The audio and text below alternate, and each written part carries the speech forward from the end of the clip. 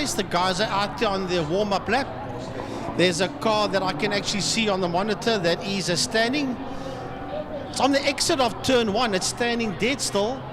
So it's just in a position. Oh, I can just pick it up here. I can see the back end of it. Looks like a pull beam. I do speak under correction. It looks like a pull beam. It's either Steve Humble or Francis Carruthers' pull beam. I can actually see the car through here behind For the Win Motorsport, the karting race control. And the car is standing dead still. The driver has climbed out. And the rescue vehicle is there by them. Fire 1 is there by the car. So the driver's out, driver's fine, but for whatever reason, that pull beam is going nowhere. We'll have a look and see when the cars get to the line which of the two pull beams it is. It's either the 91 of Steve Humble or the 69 of Francis Carruthers. It's in such a position that where we are in the commentary box, we can see the car, but we can't pick up the number.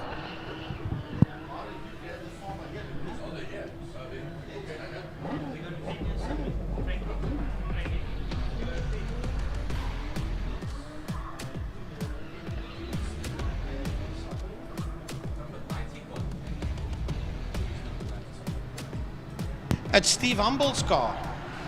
It's a good confirmation. It is the 91.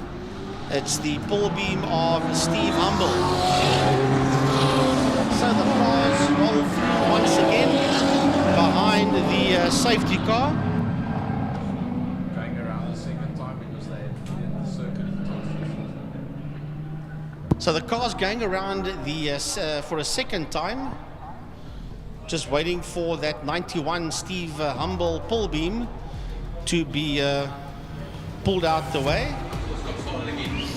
Right, the car's fired up again.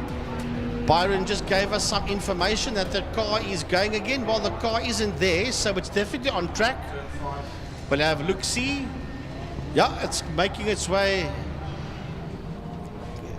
out of turn 5, out of Fostron corner. So now Steve is going to have to pedal a bit with that car to catch up to the back end of the Crocodile that's working its way out of turn 3, Interceptor Shoeway corner.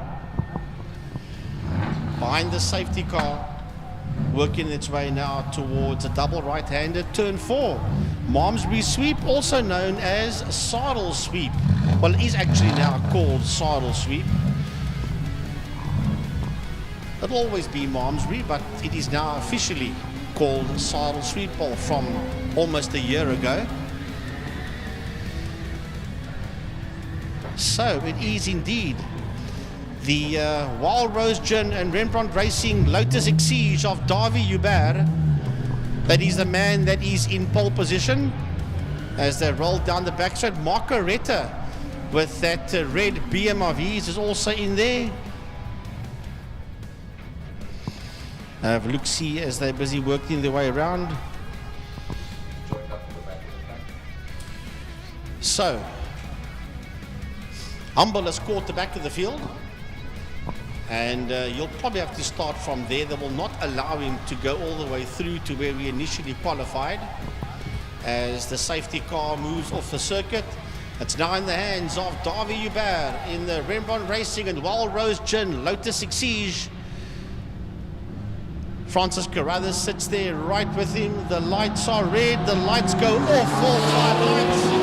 And it is all systems go as they work their way into turn number 1. Through turn 1 they go now, and it is Davy Hubert from Francis Carruthers that's in the first and second positions. Retta's dropped down into P4 as they work down towards Castrol corner.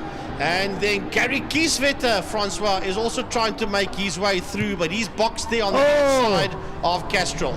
There's a couple of coming togethers there. Everyone tends to sort themselves out. Martin Prince is third in that Porsche GT2 Cup car. He sits there in P3. He'll try and get that car lifted up.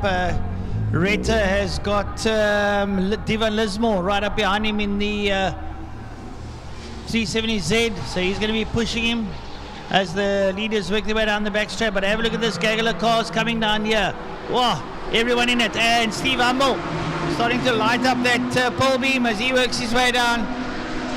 He gets past, looks like, is that Thorn? Yeah, gets past Thorn and he works his way through. So they are having a good scrap. Francis Carruthers in second, then it's going to be Martin Prince, Gary Kieswetter, Margareta and Steve Humble. He gets past Kieswetter and goes up on the inside of Prince. Wow, boom, just like that pole beam sticks to the road there like a piece of glue, like it's on rails. Right, so we'll have a look at this group of cars coming out of turn one. They're the leader. That second place man that's making his way through Castrol Corner. That is Carruthers, and right on his case is Steve Humble. He's come from Stone last into P3. Then there's a group of cars coming out of Castrol Corner, working their way through the King towards Interceptor, and that group has been led there by Gary Kieswetter. Martin Prince also had a birthday this week. He sits in there as well, just behind Margareta. Clinton Thorne wants to come through as well. Then we've got Martin Pugh as they work their way through, and then Divan Lasmore in that 350Z as they race down the back straight towards turn 5 Fostron. Davio Bay in a league of his own comes through here with the Exige absolutely flying. All the aerofoils doing their job, keeping him stuck to the floor. Francis Carruthers got his lights on, but it looks like Steve Humble is got past him. So Humble goes up into second, and Humble's put his lights on as if to say, I'm coming for you, Davio Bay. Well, you know what? Good luck with that one, because it's going to be a difficult maneuver. Davio Bay is on full flight. Right, so as we watch this group of cars making its way out of turn one, that is Martin Prince, and he has got Clinton Thorne right on his case as they exit turn number one and work their way up the Jabez Straight towards turn two. Just ahead of them, you saw Gary Kieswetter come through. That is Thorne with Prince. And as they work their way out there, Martin Pugh is the next one, followed there by Marco Retta. Then you've got Divan Lasmore, and behind Lasmore as they go through the King towards Interceptor is Gavin Gorman, and right on his case in the BMW, I think it's a Z4, that is Dr. Mike Verrier. Well, quickest man on Killarney today at present, Steve Humble, 111.074. Hubert, 112.184. Hubert comes over the line, still a 112.6. Let's see what Humble does when he crosses the line. Oh! 109.843 coming out of Steve Humble. He has turned up the volume button quite considerably. That is the quickest time of the day so far, and I think we can expect a little bit more coming from him. Look at this fight that's coming out of turn number 5. That is Mike Verrier, and right on Mike's case is Gavin Gorman as this group of cars work its way into turn number 1. It's a lot of cars coming out of one. It is Prince, it is Pugh, it is Marco Retta, it is the 350Z of Divan Lasmore, and right on his case is Verrier and Gorman. That's a group of cars we just mentioned now that's making its way out of Castrol Corner. Where's the leader? He is way down the road. He's heading into turn 5 already, into Fostron. That is Davi Hubert in the Lotus Exige, way down the road from everybody else, being chased down there by Steve Humble. That's got up into second place from Stone last as they come around to start another lap. 6 more laps to go. Steve Humble still keeping it in the 109s. He's closing on Davio Bay, Francis Carruthers in third, Kieswetter 4, Clinton Thorne. Someone going slow down into turn 5. Looks like it could be Pugh. Martin Pugh always seems to have a little bit of issue that. Martin Prince here in screen here with Marco Retta up behind him. Then up behind him it's Lasmore, Verrier. Lasmore comes through, Verrier there in the Z4. BMW works his way through, but there's lots happening. I just want to see though if Steve Humble's going to close down on your leader, Davio Bay, and he is. You can see him, you can actually see him ahead of him as they go down in towards turn number 5, and this scrap is unfolding into something special. And we have still got 6 laps to go, so it's anybody's game at this moment in time. And look at this. Humble just closes up onto the back of Davy Hubert, and possibly we'll have a look at him going down into holes, and loud on the brakes. He sits right up there behind Davy Hubert. And he's just done a quicker lap of a 109.286, did Steve Humble, as they're going to pick up one of the back markers heading into Castrol Corner. So Davy Hubert has been caught there by Steve Humble as they work their way out of Castrol Corner. They are absolutely light years ahead of everybody else, these two, as they work their way through turn 3. Interceptor Hubert still keeping Humble at bay as they make their way down that back straight. They'll come into our view now. There they go through the double right-hander and down the back main, and Davy Hubert is picking up the pace again. Davy Hubert slowed right down. He's picked up the pace again. They are side by side. The blue flags are out for the slower vehicles, and it is Steve Humble that leads coming out of turn 5 Fostron. Well, Steve Humble gets ahead of him and starts to pull away. This pull beam has got something exceptional under the head, and Davy Hubert is not going. He's about 3 seconds a lap slower than Humble. So Humble doing a 1 minute 10 here to Davy Hubert's 1 minute 12. So that's 2 seconds a lap slower, and Humble is going to pull away. Right, so as they work their way around, we'll have a look and see what else. There's a lot of other action coming out of turn number 5. We'll pick them up as they come down towards us as we watch this group of cars head into turn 2 into Castrol Corner. Here comes down the main straight is Carruthers. Behind him is Gary Kieswetter, followed there by Clinton Thorne as they work their way into turn 1. Then there's a big gap. Here we see a lovely fight coming out of turn 5. Oh, it's a lot of them that's coming out of turn 5. All nose to tail. It is Martin Prince. Right behind him is Martin Pugh. Right behind him is Marco Retta. Right behind Marco Retta is Mike Verrier and Divan Lasmore, followed by Gavin Gorman. So it's a lovely battle. It's a 5-way battle making its way out of turn 1. Lovely stuff there. But having a look here. Here comes your leader already under the City of Cape Town Bridge. It's Steve Humble. Cross the line, 1 minute 10.1. And Davy Hubert seems to have lost a bit. He's down to a 1 minute 13. So that car not doing what it should be doing for Davy Hubert. He'll have to go back to the drawing board and try and sort that one out. Right, so Francis Carruthers, who is way down there in third. Gary Kieswetter, Clinton Thorne, Martin Prince, Martin Pugh, Marco Retta, Mike Verrier, Divan Lismore, Gavin Gorman, David Kilbride, Emil Boerter, Ray Farnham, and Devin Pillay, followed by Gavin Erasmus, make up the rest of the field. Right, the laps are, there's 2.5 laps left to go. We're going to watch, look at this lot going down into turn 5. This is where we have to be. The leader isn't far behind this lot. He's going down the back straight, but we're going to stick with this group of cars that's coming out of turn 5, out of Fostron now.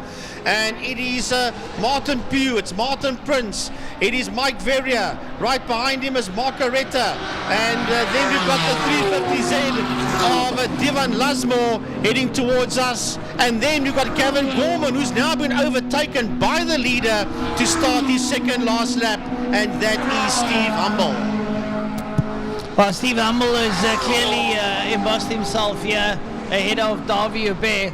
And they're a country mile ahead of third place. Big lockup, sorry Francois. The lockup was by Mike Verrier, and then that's in turn 2 into Castrol, and then Marco Retta had nowhere to go and he slid off the circuit, but both cars back up and running again. No harm done. Good response and reaction there from Marco Retta to stay out of harm's way.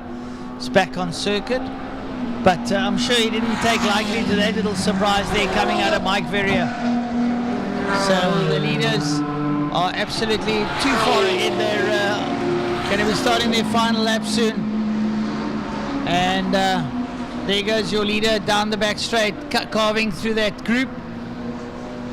And Davy Hubert seems to be a little bit off the boil. He's still circulating. They're coming up towards us. One last lap to go coming out of Steve Humble. Humble's got his lights ablaze. Now get an idea, he just went past Martin Prince, and that car ain't slow. No, that car isn't slow at all, but this is the flag lap. Still a 109.286 by Steve Humble. And he's making his way into turn 2, into Castrol Corner. That's the leader. And he's lapped that whole group of cars we were talking about early on. The only man that must still lap that group of cars is Dawie Joubert. He's gone past Divan Lasmore, but there's still 1, 2, 3, 4 more cars he must catch, as there's a half a lap to go for the leader as he makes his way into turn 4, into Saddle Sweep, and that is the 91 pull beam of race leader Steve Humble. Francois, down the back main for the final time, take him to the line. To the line goes Steve Humble, going down into turn number 1 into holes is Francis Carruthers, and not too far behind him is Gary Kieswetter. But let's have a look there now at Pertamina Vosdron Corner. There in picture is your leader, Steve Humble. Started from the back, carved his way through the field, and absolutely obliterated everyone up towards the flag. Checkered flag is out, and Steve Humble takes it. He'll be followed in second place by Dawie Joubert. And this group coming here, Joubert is going to go past Mike Verriel, is he not? No, he lets Mike Verriel cross the line, so Verriel will have to complete his lap. And Carruthers a way to go still. Make his way down the back. I know that Gary Kieswetter is chasing Francis Carruthers, so we'd like to see what happens in that closing stage. Here goes Carruthers down the back. There goes Kieswetter. And Clinton Thorne right up behind Gary Kieswetter in that little Lotus as he sits up behind him, but it looks like Carruthers is going to do enough coming out of Pertamina Vosdron Corner, turn number 5. Gary Kieswetter, and check Clinton Thorne hanging in there on his shoulder. Will Clinton Thorne come through? Clinton Thorne's going to put in a challenge, and Kieswetter holds him to the line by a couple of hundredths of a second. Right, that concludes the Wild Rose Gin Sports and GT race, as this one is almost done. Just a few more cars to take the checkered flag. I think we've got about 3 more to take the checkered flag, and then this one will be completed, and that will conclude the first half of the program. We will now take a break. It's approaching 12:30 local time here in Cape Town. We will now take a little break, a lunch interval, and the fan walk, I'm led to believe, I'm not sure who's going to be where, but I know that the fine cars and supercars will be on one part of the track, and I think, Francois, the motorcycles, all the motorcycles will be on the other side. I think the bikes are going to be down here in front of us on the main straight, and I'm almost certain that the supercars and the fine cars is going to be on the Tygerberg straight. So that, as I said, concludes the first half of the program, and we'll be with you, Mike Side, again for the second half of the program after the luncheon period.